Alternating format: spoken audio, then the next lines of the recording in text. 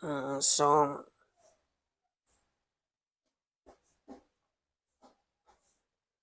Tanzania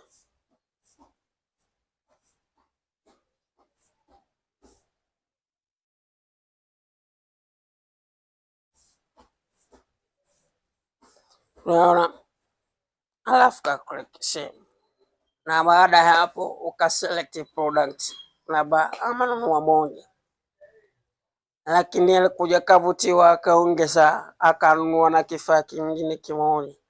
Kwa hiyo unaweza ukaziongeza hapo. Na vipi kama amenunua vingi, kwa unaweza ka digest katika section hii, kwa digest labda vinne au kapunguza, unaona, mpaka kimoja.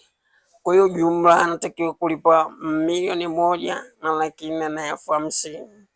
Kwa hiyo labda aliomba discount, unaweza kapunguzia kiasi fulani, ambayo alitoa keshi mobile, maana ya bank payment. Hivyo unaweza ukaweka information, mfano walitumia banki, unaweza uka click amount paid, utaweka kiasi alicholipia 1,450,000. 1,450,000.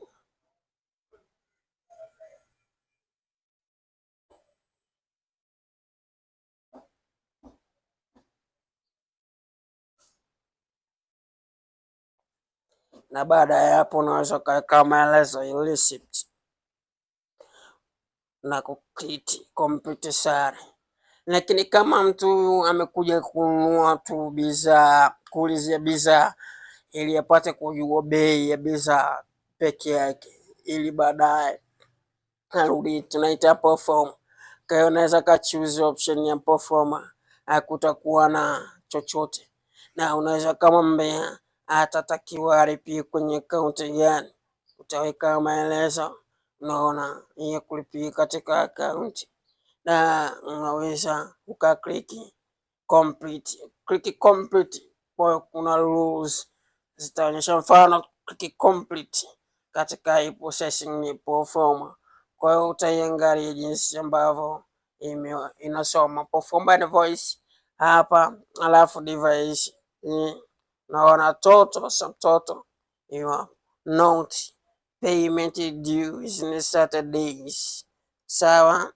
Alafu unaweza ukamtumia kupitia WhatsApp, unaweza ukaiprint moja kwa moja kupitia printer ya ofisini na kumpatia. Kwa unaweza kaseti printer yako iweze kuprint. Kwa hiyo utaiona iko hapo. Hii ni kama perform.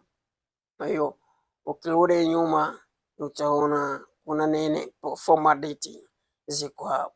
So siku akija kulipia uta search, uta click, unaweza ka search hapa juu na jina la mteja, uka search bidhaa, una search bro,